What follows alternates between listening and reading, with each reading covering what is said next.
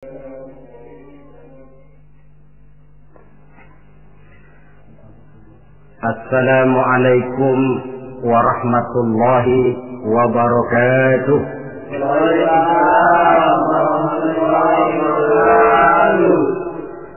Alhamdulillah, wassalatu wassalamu ala sayyidina Rasulillah, sayyidina wa maulana Muhammad ibn Abdullah wa ala alihi wa sahbihi wa man tabi'ahu wa wala. سبحانك لا علم لنا إلا ما علمتنا إنك أنت العليم الحكيم لا حول ولا قوة إلا بالله العلي العظيم أما بعد. Saudara-saudara hadirin kaum muslimin rahimakumullah, di bulan ini sebagian saudara-saudara kita yang mendapat panggilan Allah untuk melaksanakan ibadah haji telah mulai mempersiapkan diri untuk melaksanakan ibadah yang istimewa ini. Apa keistimewaan daripada ibadah haji? Pertama, ada ibadah yang dititik beratkan kepada kekuatan badan, yang disebut ibadah badaniyah. Misalnya puasa atau sholat. Ada pula ibadah itu yang titik beratnya adalah hati, yang disebut ibadah qalbiyah. Umpamanya zikir khafi, zikir yang tersembunyi. Dan ada juga ibadah itu yang disebut ibadah maliyah, ibadah yang titik beratnya justru kepada harta, seperti zakat, infak atau sedekah. Adapun haji, gabungan dari keseluruhannya, ibadah badaniyah, qalbiyah, maliyah. Badan ikut melaksanakan, hati turut juga, harta pun keluar.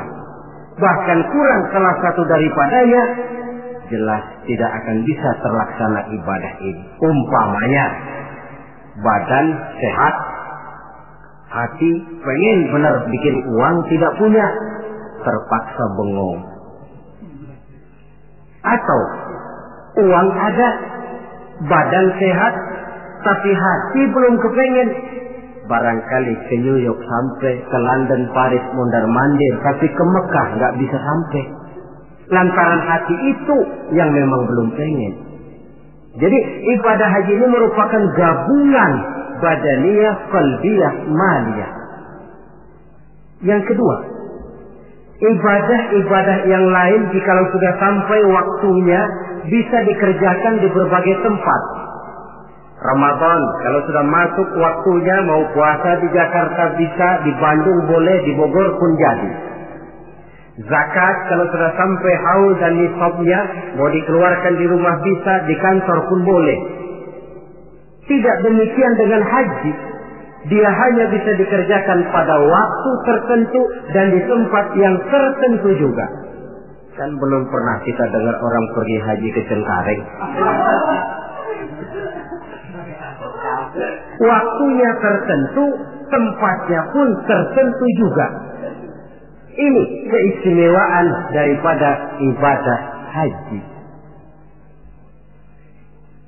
Oleh karena demikian istimewanya ibadah ini, Allah Subhanahu wa ta'ala mendorong melalui lisan baginda Rasulullah sallallahu alaihi wasallam, di mana Nabi bersabda, al-hajjul mabrur laisa lahu jazaa illa al-jannah. Bahwa haji yang mabrur tidak ada balasan lain dari Allah kecuali surga. Pada kesempatan ini saya ingin ikut menitipkan pesan dan kesan kepada saudara-saudara kita yang akan menunaikan ibadah haji. Apa yang sebaiknya dipersiapkan? Pertama, dan ini yang terpenting, niat. Dengan meninggalkan tanah air menuju Makkah, Madinah, kita bukan turis, bukan mau pergi piknik. Jangan ada niat lain selain niat ibadah karena Allah. Walaupun kita bertemu dengan tempat yang baru, pengalaman yang baru, teman yang baru, tapi niat pertama untuk ibadah karena Allah. Kenapa niat ini penting? Kadang-kadang maklumlah, begitu turun di Jeddah, masuk ke pasar, sudah virus yang dicari, permadani yang dibeli, padahal haji belum lagi mulai, sudah cincin diributin.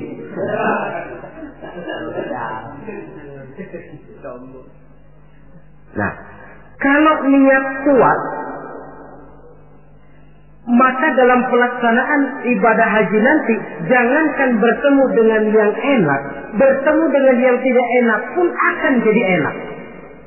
Sebab apa? Maaflah saudara, kalau mau dicari kenikmatan biologis dalam ibadah haji hampir tidak ada. Tapi kenapa orang mau? Uangnya minimal 4 juta keluar, rumah dia tinggalkan, anak yang masih kecil dia tinggalkan, karena famili handai solan keluarga ditinggalkan, melintasi samudra melalui berbagai negara, sampai dia di Makkah sana berdesakan dengan jutaan manusia, tidur tidak teratur, manusianya kadang-kadang kasar, iklimnya pun buah. Tapi saya belum pernah dengar ada orang pergi haji. Tidak pernah pulang haji lalu ditanya, Pak Haji bagaimana di Mekah? Gua tobat lagi-lagi. Belum pernah ada. Belum pernah ada. Malahan yang sering kita dengar, bagaimana Pak Haji? Ya Allah Ustaz, pada waktu saya melakukan tawaf wida, mengucapkan selamat tinggal kepada Ka'bah, akan kembali ke kampung halaman dengan air mata berurai membasahi pipi tanpa terasa. Dikala itu batin saya menjerit, ya Allah, kapan saya bisa kembali kemari lagi? Pulang saja belum, sudah mikirin mau kembali. Apa yang dirasakan? Kebahagiaan batin karena niat kuat lantaran bisa menjawab panggilan Allah. Kalau hati bahagia, batin bahagia, penderitaan badan tidak terasa. Ini yang harus digarisbawahi. Kalau hati bahagia, penderitaan badan tidak terasa. Kita ambil contoh. Ibu kita dikala melahirkan kita, pilihan cuma 2. Kalau tidak hidup, mati.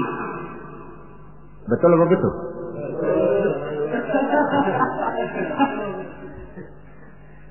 Di tengah kesakitan, penderitaan dan kepedihan dia lahirkan anaknya dengan untayan air mata. Begitu anak lahir dengan selamat, di tengah kepedihan tiada tara, si ibu senyum. Alhamdulillah, anak saya lahir dengan selamat. Sakit, pedih, menderita, tapi kalah oleh kebahagiaan hati melihat anaknya lahir dengan selamat.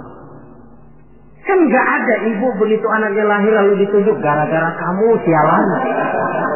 Gak ada.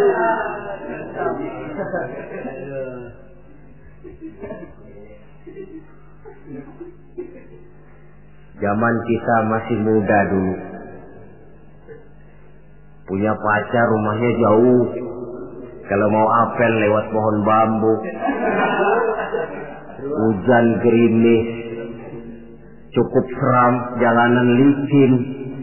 Tapi giliran apel kira-kira berangkat enggak? Wajib.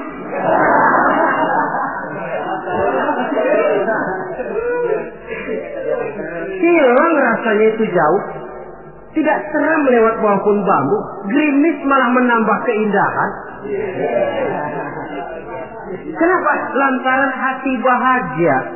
Kalau hati sudah bahagia, penderitaan badan tidak terasa. Itulah pentingnya niat.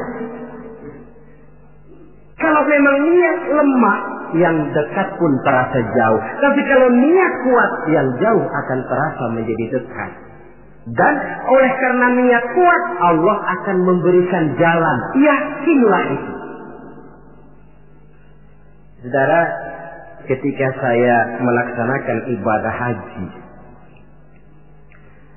saya bikin haji ifrat. Masuk Mekah itu orang sudah berkumpul di Mekah.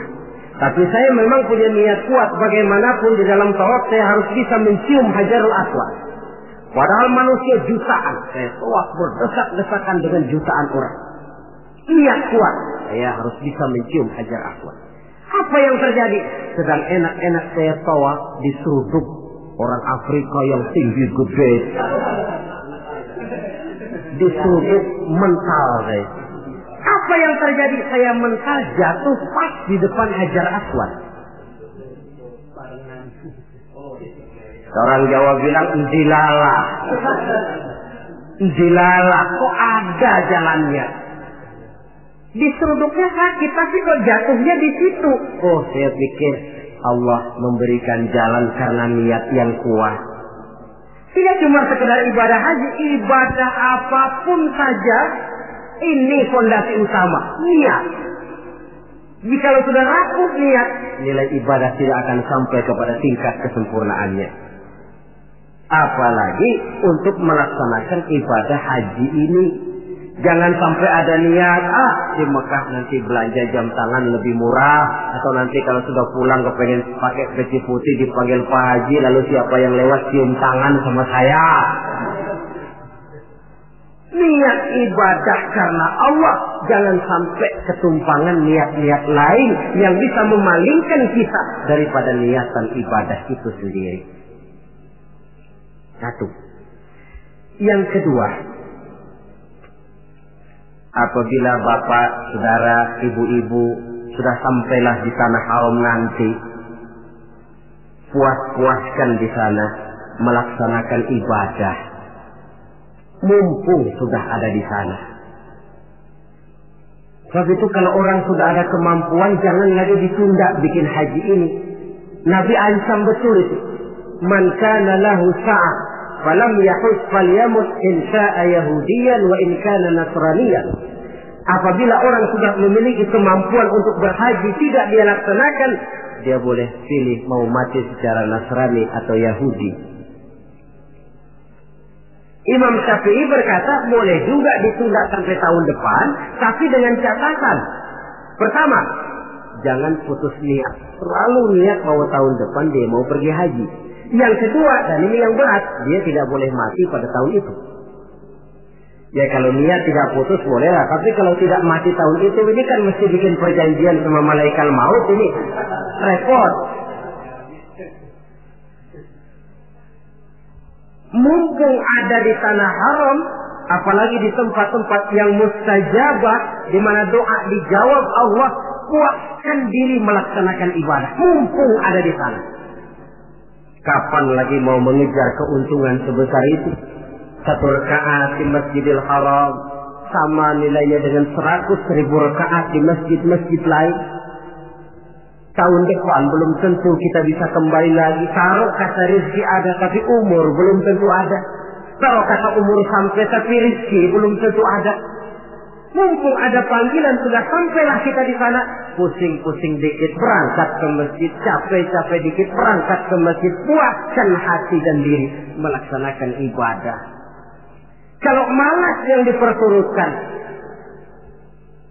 kan rugi, sudah buang waktu, tenaga, harta, tapi nilai ibadah tidak seperti yang diharapkan. Jadi yang kedua, mumpung ada di sana, puas-puaskan diri melaksanakan ibadah. Yang ketiga, kalau nanti sudah sampai di tanah haram, entah di Mekah dan Madinah, orang bilang Mekah Madinah itu taman mini akhirat. Artinya apa? Di sana orang harus jujur kepada diri sendiri. Kalau menemukan berbagai kesulitan, jangan mencari kambing hitam. Jangan mencari sebab pada diri orang lain. Cari sebab pada diri sendiri. Kalau di sini kan kita bisa saja berkata, gara-gara lu sih begitu, gue jadi begini. Orang lain kita kambing hitamkan. Di sana kalimat macam itu tidak berlaku. Semua kesulitan, semua hal-hal yang tidak menyenangkan yang menimpa kita, carilah sebab di dalam diri sendiri. Itu obat yang paling mujarab. Sebab kita ke sana memang dengan pengakuan segala dosa. Seperti kata Abu Nuwas dalam syairnya, Ilahi abdukal asi ataka. Wahai Allah, hambamu yang penuh maksiat, berlumur noda dan dosa ini datang menghadapmu ya Allah, memohon ampunan dan taubat dari seluruh dosa. Kata perbuatan yang tidak terkontrol akan mendatangkan kesulitan dan obatnya tidak lain taubat. Saya punya seorang teman. Dia di sini nggak pernah kemana-mana. Begitu masuk Mekah jalan-jalan melulu. Temennya kasih tahu, Ji, jangan jalan-jalan melulu, nanti susah dicari kalau ada perlu. Nepuk dada. Anak Betawi nih nggak bakalan keder katanya. Sudah selesai dia jalan-jalan mau kembali ke rumahnya, putar-putar nggak pernah ketemu tempat dia tinggal. Sampai 2 hari.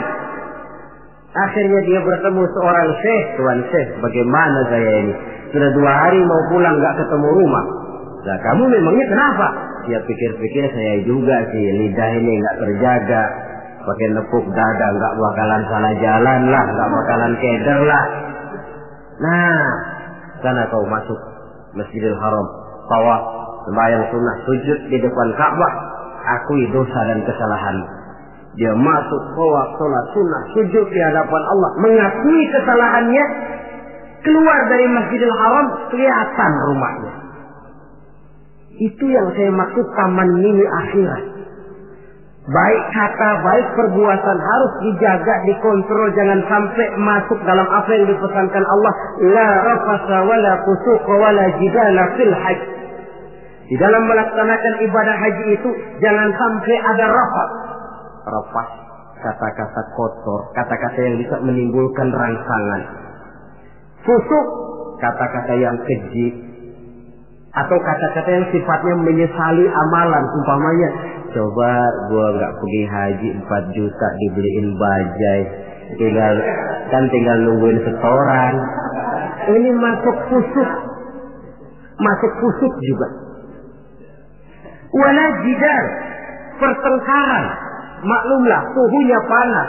Dalam kondisi panas temperatur mudah naik, orang peka, sedikit tersinggung mudah marah. Lantaran air, lantaran makan, lantaran tunggu menunggu, bisa menimbulkan kemarahan. Oleh karena itu, sekali lagi, pesan saya yang ketiga, orang di sana harus jujur kepada diri sendiri. Jangan mencari kambing hitam kalau menemukan kesalahan, tapi carilah sebab di dalam diri kita masing-masing.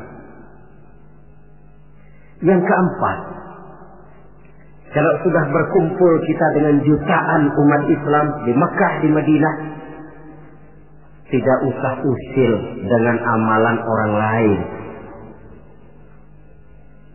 Sebenarnya tidak cuma di sana, di sini pun seharusnya kita begitu. Tapi akan lebih real kalau kita lihat di sana. Kenapa? Akan macam-macam tingkah orang yang sholat itu. Ada yang sholat selesai takbir, tangannya berlenggang-lenggang saja. Ada yang sholat, malah saya pernah lihat sholat sambil gendong anak. Ada pula saya saksikan di sebelah saya betul. Dia bawa sebotol air zam-zam, dia sholat. Botol zam-zam ditaruh di sampingnya.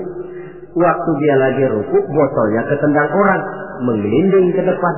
Sambil ruku dia samperin tuh botol. Dia ambil, dia taruh lagi di sampingnya, dia terusin sholatnya. Apa lalu kita harus mencak-mencak sampean sholat begitu? Tidak betul. Kembalikan saja kepada ajaran Allah. Lana a'maluna walakum a'malukum. Kami akan mengerjakan amalan yang kami yakini benarnya. Tuhan pun persilakan mengamalkan amalan yang Tuhan yakini benarnya. Tidak usah usil dengan amalan orang. Ini juga seharusnya kita wujudkan dalam kehidupan di sini. Sebab apa? Maaf. dalam proses perkembangan Islam di Indonesia, dia tidak pernah sunyi dari orang yang tidak senang melihat dia tumbuh dan berkembang dengan pesat. Orang yang tidak senang tentu berusaha bagaimana memporak-porandakan Islam ini. Menghantam Islam terang-terangan jelas tidak mungkin dan tidak berani. Kenapa? Bagaimanapun kondisinya umat Islam, bagaimanapun bodohnya umat Islam, ada satu hal yang positif. Apa itu? Fanatisme agama. Dia masih sanggup ngomong, Mas, gua emang kagak sembahyang, tapi agama gua lu acak-acak, gua bacok.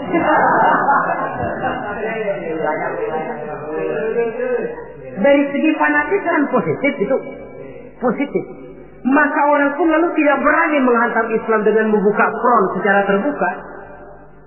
Mau menghantam Islam, mereka belajar dari Van der Plas, dari Dr. Gronya, masuk ke tengah-tengah umat Islam. Kalau perlu pakai peci, pakai peci. Perlu pakai sorban, pakai sorban. Nggak bisa assalamualaikum, latihan assalamualaikum. Bikinin kalau perlu merek Islam. Yang mereknya Islam, tapi tujuannya bikin kacau dalam Islam. Lihatlah Islam sejati, Islam murni, paling akhir Islam jamaah, lebih akhir lagi Islam ingkar sunnah. Mereknya Islam. Tapi ini kalau sudah mengkafirkan orang yang tidak sepaham dengan dia, kan sudah mulai menimbulkan benih kekacauan. Kalau cara ini dirasakan tidak berhasil, diputar lagu lama. Apa lagu lama itu? Lagu khilafiyah. Satu pakai usolik, 1-3 bisa RT. Satu kunut, 1-3 bisa kampung. Satu Jumat azan sekali, 1-2 kali bikin masjid lagi. Bukankah akan lebih baik mencari titik persamaan daripada sekedar memperbesar pola perbedaan? Apalagi kalau perbedaan itu menyangkut hal yang tidak prinsip, furu'iyah. Sehingga saya kalau ditanya orang, jawaban saya paling enak. Ustaz, kalau semua pakai kunut enggak? Kalau saya pakai. Yang tidak pakai bagaimana? Yang tidak pakai, kata yang tidak pakai. Kata yang tidak pakai. Jadi pakai kunut betul? Betul, karena saya pakai kunut. Tidak pakai kunut juga betul? Betul, kata yang tidak pakai kunut. Lah, kalau yang kunut betul, yang tidak kunut betul, lalu yang salah yang mana Ustaz? Yang salah iya, yang subuh enggak semayang.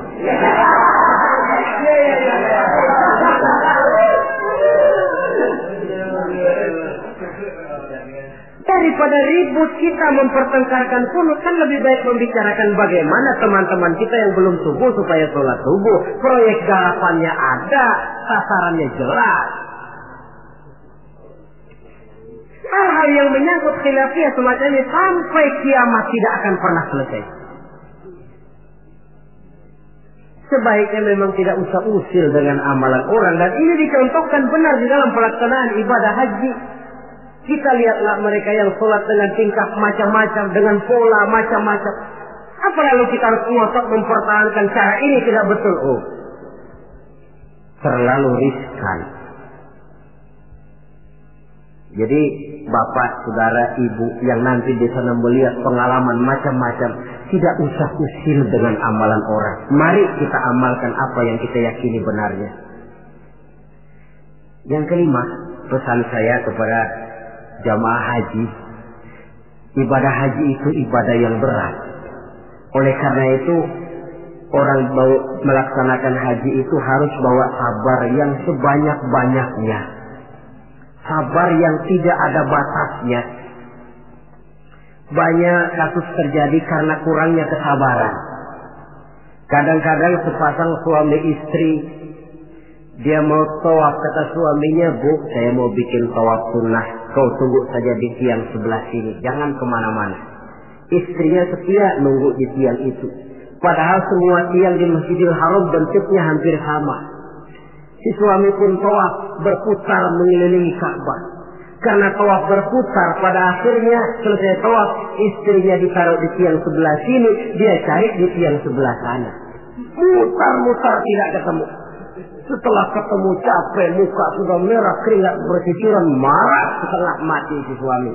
Kau sudah saya bilang jangan jalan kemana-mana, masih jalan juga. Padahal istrinya mah nggak kemana-mana. Dia yang keliru arah. Kadang karena air, kadang karena makanan. Hal-hal yang sedikit menyebabkan kita peka, mudah sekali dengan watak marah. Dikala berpakaian ihram, sabar meninggalkan hal-hal yang menjadi pantangannya. Saya tidak bicarakan soal manasik, tata tertib pelaksanaan ibadah haji, karena manasik itu kalau diteorikan kelihatannya sulit, tapi kalau dipraktekkan nyatanya akan mudah. Saudara hadirin yang saya hormati, sabar itu kan tempatnya 3. Pertama, sabar dalam taat. Yang kedua, sabar di dalam meninggalkan maksiat. Yang ketiga, sabar pada waktu menghadapi musibah. Sabar dalam taat apa? Misalnya puasa. Biar lapar melilit perut, biar haus mencekik kerongkongan, kalau maghrib belum berbunyi jangan sentuh makanan. Sabar dalam taat. Begitu juga kita ketika terbungkus pakaian ihram. Tidak boleh bercukur, tidak boleh menggunting kuku, tidak boleh membunuh binatang. Sabar di dalam taat. Yang kedua, sabar dalam meninggalkan maksiat. Umpamanya, kita tadinya penggemar minuman keras, taubat, meninggalkan minuman keras. Itu pun perlu kesabaran. Sebab apa? Orang macam-macam. Dia tahu kita bekas peminum, diledeklah kita. Yuk minum yuk. Alah, sekarang aja. Kemarin kan lo yang sukongin. Yang kemarin memerlukan kesabaran. Yang ketiga, sabar pada waktu menghadapi musibah, kesulitan. Apa konsepsi sabar yang hakiki dalam Islam?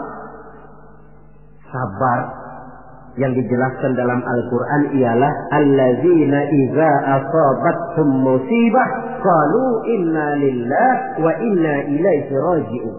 Orang yang sabar ialah orang yang apabila terkena suatu musibah kembali kepada prinsip dasar inna lillahi wa inna ilaihi raji'un. Kami berasal dari Allah dan kami akan kembali kepada Allah. Bukan cuma pengucapannya tapi penghayatannya. Kalau suatu saat kita terkena musibah, kembali kepada konsepsi dasar inna lillahi wa inna ilaihi raji'un. Kami berasal dari Allah dan kami akan kembali kepada Allah. Bukan cuma sekedar ucapannya, tapi penghayatan kepada kalimat itu. Misalnya apa?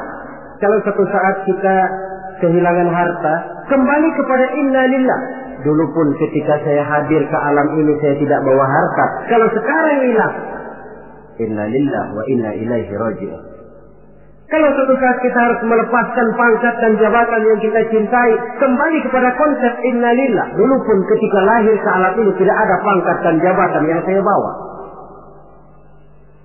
Kita kadang-kadang dapat musibah, ditinggal mati, sedih, innalillahinya tidak mau berhenti dari mulutnya, tapi nangisnya pun juga tidak mau berhenti juga. Penghayatan kepada kalimat itu yang berkurang. Jadi jikalau sadarlah kita dari Allah kembali kepada Allah. Dalam kata kita ini termasuk pangkat, jabatan, harta, semua yang kita miliki. Dari Allah berasal kepada Allah juga dia kembali. Artinya sudah punya satu fondasi menghadapi musibah. Sebab beratnya suatu pukulan akan terasa agak ringan kalau kita sudah siap, ketimbang kita tidak siap walaupun bobot pukulannya sama. Karena itu melaksanakan ibadah haji harus dilantar belakangi dengan kesabaran yang hampir tidak ada batasnya. Inilah pesan saya. Kemudian kesan-kesan yang kita dapatkan dari pelaksanaan ibadah haji, saudara. Pertama, dengan melaksanakan ibadah haji itu kita akan melihat langsung sumber tempat timbulnya agama. Melihat tempat di mana Rasulullah dilahirkan. Melihat tempat di mana wahyu pertama kali diturunkan. Melihat tempat medan terjadinya perang Badar, perang Uhud.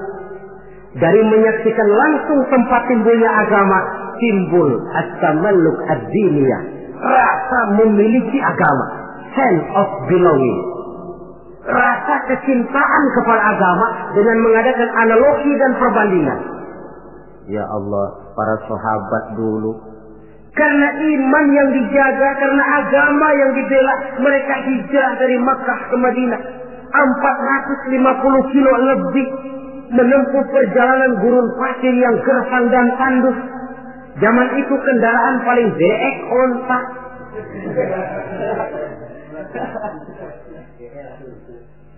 Untuk menegakkan akidah, melaksanakan syariat, mereka harus perang. Kita ini melaksanakan agama ibarat nasi mas tinggal nyuap.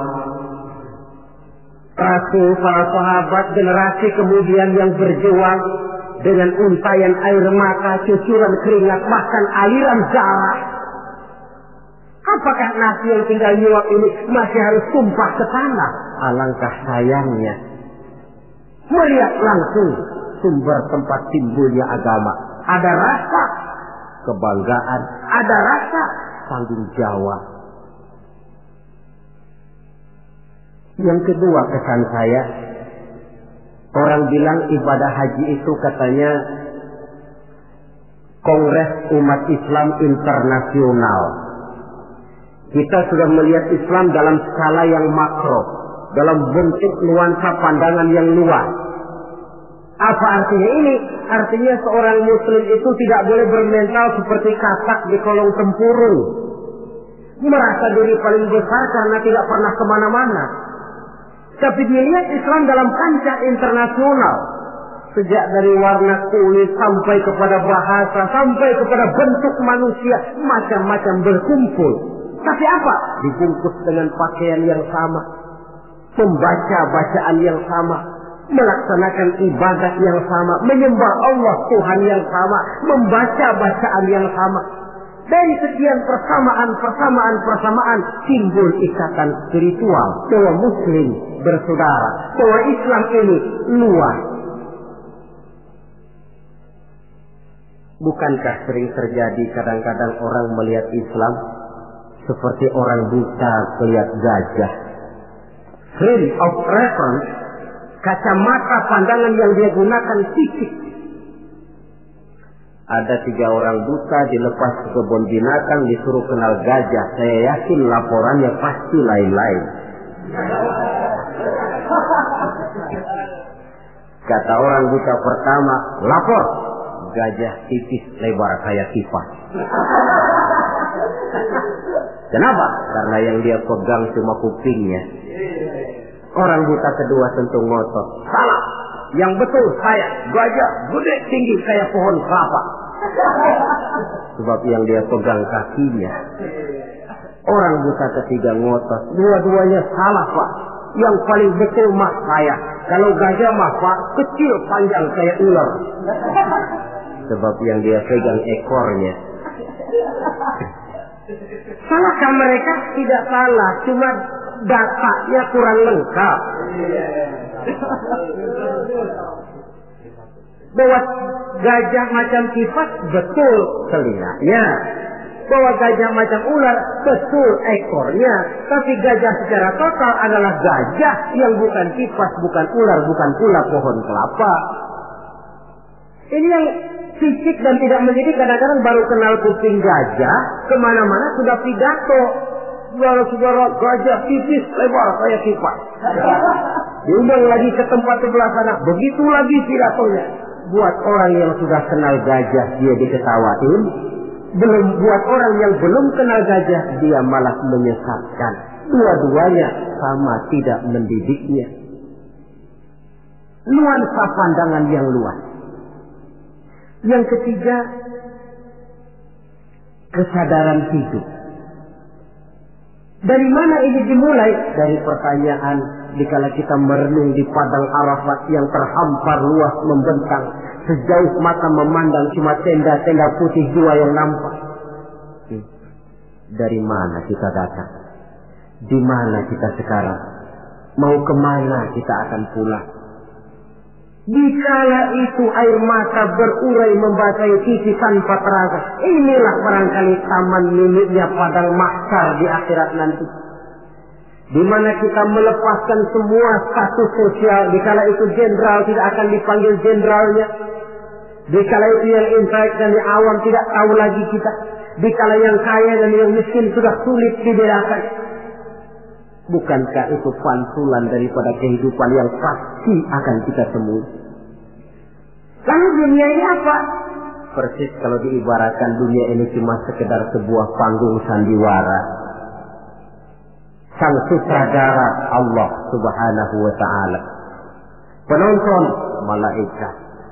Panggung sandiwaranya dunia ini. Pemainnya seluruh manusia.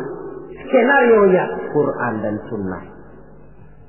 Sutradara berjanji kepada pemain-pemain yang bermain dengan baik sesuai dengan petunjuk dalam skenario Quran dan Sunnah akan diberikan piala Kisra berupa surga.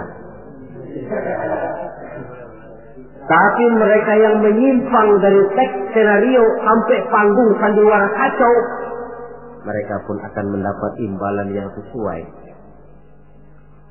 Saya Ustaz, ini peran saya dalam panggung sandiwara dunia ini. Saudara pegawai, saudara pedagang, saudara seniman, peran yang sedang kita pegang. Peranan kita pasti akan selesai dengan dua kemungkinan. Pertama, memang skenario-nya mengharuskan peranan kita sampai di situ. Selesai. Itu apa itu? Ajal. Yang kedua, panggung sandiwaranya yang memang sudah harus dibongkar. Apa itu? Kiamat. Jikalau panggung sandiwara ini sudah dibongkar, jikalau dalam teks memang peranan kita sudah habis sampai di situ, kembalilah kita kepada sang sutradara. Apa lagi yang kita bawa? Kata Nabi, yutba'ul mayyitu salasah. Orang jikalau dia mati, selesai peranannya, yang mengantar ke kuburnya tiga. Ahluhu wa maluhu wa amaluhu. Hartanya, keluarganya, amalnya. Gantar dia ke kubur. Tapi yang dua pulang lagi. Siapa yang pulang lagi? Pertama ahluhu, keluarganya. Tidak seorang keluarganya yang bagaimana cintanya kepadanya yang mau ikut masuk ke dalam. Istrinya yang katanya sayang betul sama dia, yang waktu muda dulu pernah berjanji buat hidup semati di bawah pohon pete dengan senandung irama. Dikala muda dia berkata, Bang, apalah artinya hidup ini tanpa engkau di sisiku, Bang? Hampa rasanya hidup ini. Tapi ketika suami masuk ke liang lahat, dia akan berkata, sampai sini saja Mas, saya ngantar emas. Saya rela Mas berangkat duluan. Temannya yang katanya sayang betul sama dia, waktu kuburnya diuruk paling keras injekin tanahnya. Mungkin ratusan mobil pelawat mengantar ke kubur, dilepas dengan pasukan kawal kehormatan, turun ke liang lahat dengan tembakan salvo 21 kali, 5 truk karangan bunga duka cita. Bila selesailah upacara pemakaman, selesailah yang selesai, tinggallah yang tinggal. Pasukan kawal kehormatan akan kembali ke asrama.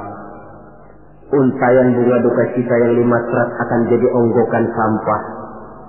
Tembakan salvo yang 21 kali tidak akan sempat membuat Munkar Nakir jadi mundur. Pak dikira kalau sudah ada salvo lalu Munkar Nakir pikir gua kagak jadi tanya dah.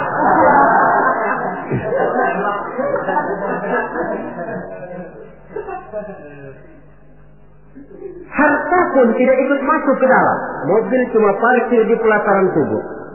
Yang setia menemani kita, the best friend, sampai masuk ke dalam itu tidak lain nilai amal yang kita kerjakan di dalam kehidupan ini. Maka hidup hakikatnya kesempatan untuk berbuat amal. Kata Allah, "Wallazi khalaqal mauta wal hayata liyabluwakum ayyukum ahsanu amala." Dialah Allah yang telah menciptakan hidup dan mati untuk menguji kamu. Siapa di antara kamu yang paling banyak amal kebajikannya? Hidup adalah kesempatan berbuat baik. Nah, status sosial di padang Arafat saja sudah tidak berlaku. Pernah terjadi seorang jenderal, dia sedang mencium Hajar Aswad karena terlalu lama kepalanya ditarik orang Baduy yang hitam itu. Dia marah mau dipukul si Baduy. Sabar Pak, ini orang kurang ajar Ustaz, saya kan jenderal, saya belum pernah digitukan orang. Iya, jenderal kan di negara kita Pak, di sini kan Ka'bah, jenderal nggak laku di sini.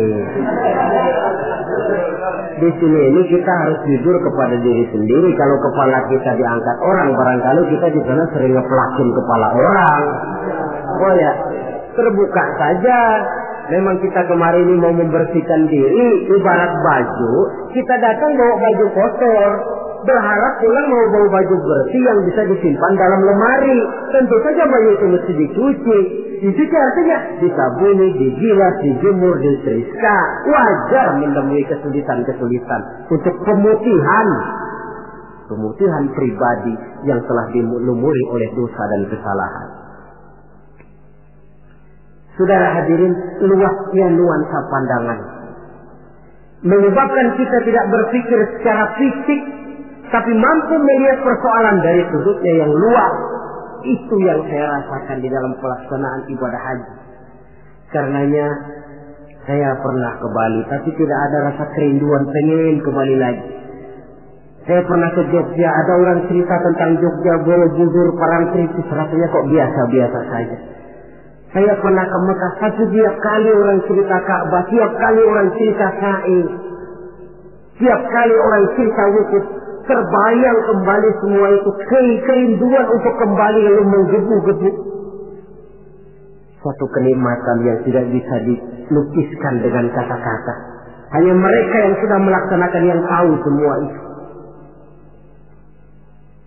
Paling akhir, tentu sekedar kesan kita harapkan Bapak, Saudara, Ibu yang akan melaksanakan haji ini tidak hanya sekedar bisa pergi, tapi kembalilah ke tengah keluarga dengan selamat. Dan yang paling penting, membawa haji yang mabrur. Apa yang haji mabrur itu? Ukuran hakikat haji mabrur itu wallahu a'lam, Allah saja yang maha tahu.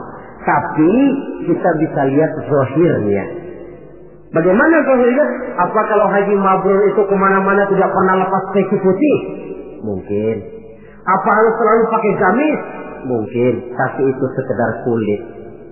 Kulit sih bisa dibikin-bikin. Kulit penting, isi penting. Saudara dapat duren di jalanan, isi doang, kulitnya nggak ada. Kira-kira mau makan nggak?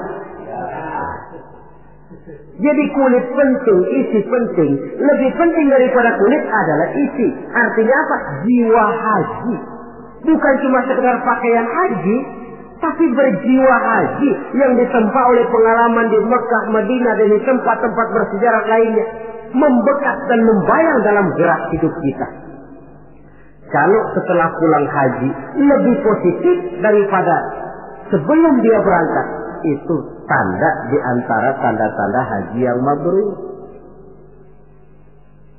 Sebelum berangkat haji, sholatnya masih agak belang-belang. Setelah pulang haji, full, tidak ada belangnya lagi. Sebelum berangkat haji, kulitnya 17 setan. Setelah pulang haji, berubah menjadi orang yang dermawan. Itu tanda mabrur. Sebab apa? Di masyarakat haji ini barometer. Orang sering bilang, kenapa lo maghrib kok nggak ke masjid? Itu aja yang Pak Haji masih di perapatan. Pak Haji katanya. Padahal kan tidak mesti begitu. Tapi masyarakat kadang menilai itu sebagai figur. Ini yang harus kita hati-hati. Makanya tidak heran dalam komposisi rukun Islam, ibadah haji diletakkan yang kelima. Kenapa? Sabda Nabi, buniyal Islamu ala khamsin. Kalau Islam ibarat rumah, maka rumah ini didirikan di atas 5 unsur. Kita bandingkan Islam dengan rumah. Orang kalau mau bangun rumah sebelum pasang tiang, kusen, jendela, kan yang paling dulu dia bikin fondasi. Dalam bangunan Islam fondasinya apa? Asyhadu an la ilaha illallah wa asyhadu anna Muhammadar Rasulullah. Kenapa saya katakan fondasi? Saya bersaksi tidak ada Tuhan melainkan Allah. Artinya apa? Artinya saya tidak akan menyembah kecuali hanya kepada Allah. Saya tidak akan minta tolong kecuali hanya kepada Allah. Saya tidak akan menggantungkan hidup kecuali hanya kepada Allah. Saya tidak akan minta rezeki kecuali hanya kepada Allah. Saya tidak akan pernah takut kecuali hanya kepada Allah. Fondasi. Kalau fondasi keropos, bangunan tidak akan tahan lama. Benar Tuhan kamu Allah. Betul. 1 juta ya, tidak Tuhan. Ya, 2 juta, 2 juta, 10 juta enggak. Sekali Allah Tuhan saya, sampai titik darah saya yang paling penghabisan, Allah Tuhan saya. Ini fondasi yang mantap. Tapi kalau masih bisa digoncang, masih fondasinya rapuh, Tuhan kamu Allah, iya. Tunggal, Bang Jelis, Bang Yula. Ya, atur aja dah. Gimana kalau kita atur? Gimana ya? Pikir-pikir dulu. Masih pikir-pikir dulu pun merupakan ciri akan rapuhnya fondasi. Nah, kalau fondasi sudah siap, baru mulai naik pasang tiang. Dalam bangunan Islam yang jadi tiang apa? As-salat, imaduddin. Salat, tiang agama. Tiang pokok 5. Zuhur, asar, maghrib, isya, subuh. Tapi supaya bangunan ini kuat ada tiang-tiang tambahan. Tahajud, hajat, istikharah, duha. Tiang-tiang tambahan supaya rumah kuat. Tapi jangan lupa tiang diri di atas fondasi. Kalau fondasi miring, tiang ikut miring. Hanya orang sembahyang kan macam-macam. Ada yang harian, ada yang mingguan, ada yang tahunan. Yang harian itu ada yang mulus, ada yang belang-belang. Kalau yang belang zuhur kena, asar out. Asar ketangkap, maghrib hilang. Maghrib kepegang, isya terbang. Ada yang mingguan, Jumat aja modal. Ngancem bener kalau sama Jumat. Ada yang tahunan, Idul Fitri sama Idul Adha. Yang tahunan itu lumayan daripada yang polos. Saudara-saudara, fondasi sudah, tiang sudah. Kalau rumah supaya ada batasnya kan perlu pagar, dinding. Yang menjadi dinding kata Nabi, asyamu junnatun. Puasa adalah dinding, benteng. Kenapa? Esensi puasa kemampuan mengendalikan nafsu. Kalau orang hidup tidak sanggup dan mampu mengendalikan nafsu, ada benteng, pagar, nggak ngacak-ngacak kebun orang. Tahu batas mana yang dia berhak dan tahu batas mana yang dia tidak punya hak. Kemampuan mengendalikan nafsu. Nah, sudah, fondasi sudah, tiang sudah, pagar sudah, rumah supaya bersihkan harus ada jendela, pintu, lubang angin, kamar mandi yang fungsinya membersihkan. Dalam agama yang fungsinya membersihkan zakat. Kalau dia zakat mal, dia bersihkan harta kita. Dia zakat fitrah, bersihkan jiwa kita. Zakat hijarah, bersihkan tanam-tanaman kita. Makanya kalau orang muslim nggak mau bayar zakat, sama juga rumah nggak pakai pintu, nggak pakai jendela, nggak pakai lubang angin, nggak ada kamar mandi, panas, lekep. Kata orang kampungnya. Anak yang kecil tuh, adik-adik kita, kalau nggak dibayarin zakat fitrahnya, panas tuh anak, sangar.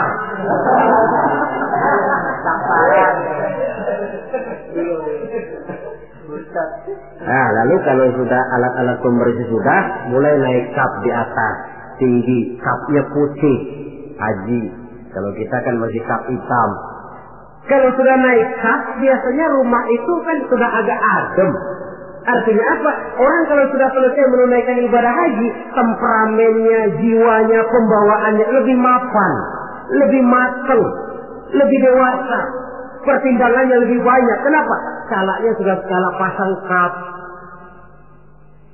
Dia sudah harus menjadi panutan di dalam kehidupannya, menaungi.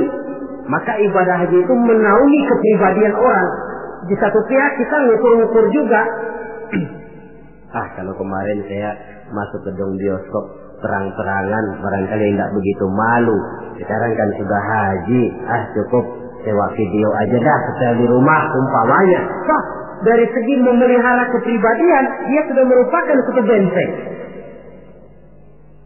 Apalagi untuk hal-hal yang merupakan aib, hal-hal yang akan menghancurkan martabat dan ketinggian orang itu sendiri.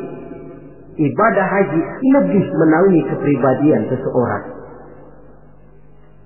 Oleh karena itu, sangat dianjurkan mereka yang sudah memiliki kemampuan untuk sampai ke sana, janganlah ditunda sampai tahun berikutnya. Orang berkata, Ustaz, saya belum bisa baca apa-apa, bagaimana? Berangkat. Soal di sana nanti membaca atau ada mutawif, ada mutawif. Tawaf kita bisa membaca bukunya, paling kurang ada pembimbingnya. Daripada nunggu hafal semua, saya kira Ustaz juga jarang yang hafal bacaan-bacaan itu. Iya, kalau masih hidup, tapi kalau sudah keburu mati itu belum sempat hafal. Contoh saja, tiap putaran tawaf memang bacaannya lain. Putaran pertama baca ini, putaran kedua baca ini. Kalau harus hafal semua kan sulit. Tapi Islam prinsipnya la yukallifullahu nafsan illa wus'aha. Allah tidak pernah memberikan beban kepada seseorang kecuali sesuai dengan batas kemampuannya. Kalau baca sama sekali tidak bisa, baca saja doa sapu jagat.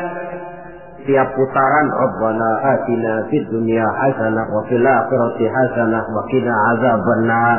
Putaran kedua, Rabbana atina fid dunya hasanah. Boleh dan sah. Watak hukum Islam ini kan elastis.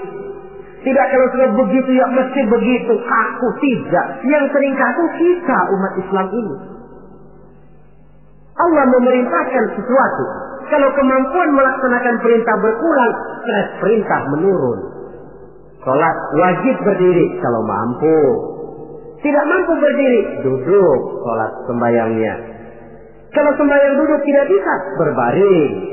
Kalau berbaring pun tidak sanggup, sembahyang dengan isyarat. Kalau sembahyang dengan isyarat masih tidak bisa, sembahyang dalam hati. Kalau sembahyang dalam hati tidak pula sanggup, disembayangin. Kalau dengan hati sudah tidak bisa kan sudah innalillahi namanya. Kalau kemampuan melaksanakan perintah berkurang, stres perintah juga menurun. Watak elastisitas, ya hukum Islam. Tidak kaku, tidak kalau sudah begitu ya harus begitu, tidak. Suatu hari seorang datang melapor, halaktu ya Rasulullah, ya Rasul celaka saya. Ma'ahlakaka, apa yang bikin kamu celaka? Waqa'tu ala imra'ati fi Ramadan. Saya lagi puasa Ramadan, saya enggak tahan ya Rasul. Lalu saya nyelonong sama istri saya siang-siang. Nyelonong bagaimana? Ya nyelonong. Rupanya pengantin